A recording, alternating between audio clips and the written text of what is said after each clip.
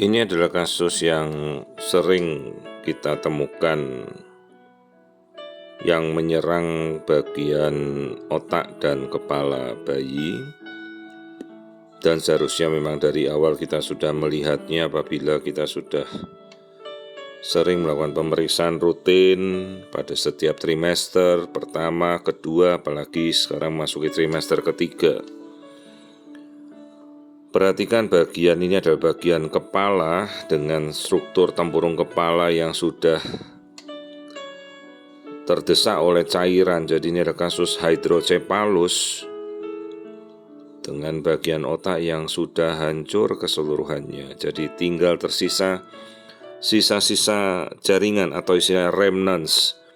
Karena semua jaringan otak sudah hancur terdestruksi karena tertekan oleh peningkatan tekanan intrakranial akibat cairan berlebihan dari otak. Jadi hidrocephalus ini paling sering terjadi akibat faktor infeksi dalam kehamilan, bisa karena virus, bakteri.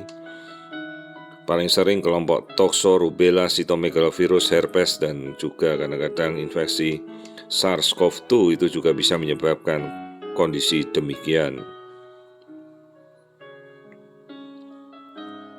Nah, di sini kita melihat tidak ada lagi tersisa jaringan, hanya tempurung kepala dan seluruhnya terisi air. Sementara janin ini sudah memasuki 28 minggu dengan ukuran kepala sudah setara 41 minggu diameternya dan lingkar kepala. Tentunya kita juga harus realistis menghadapi kondisi seperti ini, bahwa janin tanpa jaringan otak yang normal tentunya hanya akan bersifat sebagai vegetatif atau berfungsi hanya seperti, ya tidak bisa seperti fungsi luhur-luhur kita yang ada, seperti ada fungsi akal budi, kemudian fungsi berpikir, bergerak dengan halus. Istilahnya adalah fungsi vegetatif saja yang tersisa.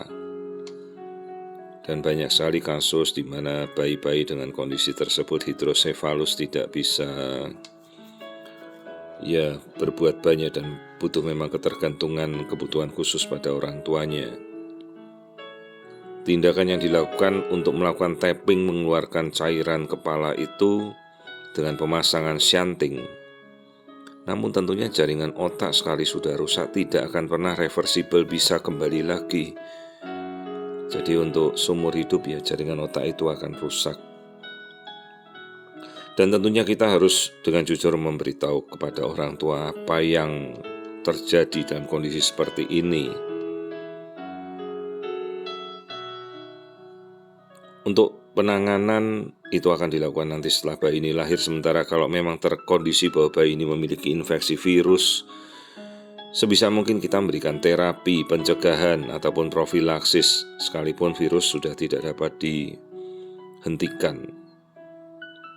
Sementara janin-janin dengan kondisi hidrocephalus ini umumnya sangat-sangat kuat, di mana fungsi-fungsi lainnya ini bertahan pada daerah vertebra, sumsum tulang belakang. Jadi sekalipun otak sudah hancur, sudah rusak, fungsi lain masih berada pada vertebra, tulang belakangnya, itu fungsi saraf. Nah, di sini kita melakukan pengukuran biometri. Jadi bayi ini sebenarnya baru 26 minggu, tapi ukurannya kepalanya sudah setara 41 minggu. Jadi kepalanya sangat-sangat besar. Tentunya sangat bahaya apabila bayi ini dilahirkan lewat persalinan normal, tidak mungkin lewat karena kepala sendiri tidak akan bisa turun, dan sekalipun kepala turun dia akan terjepit di antara jalan lahir.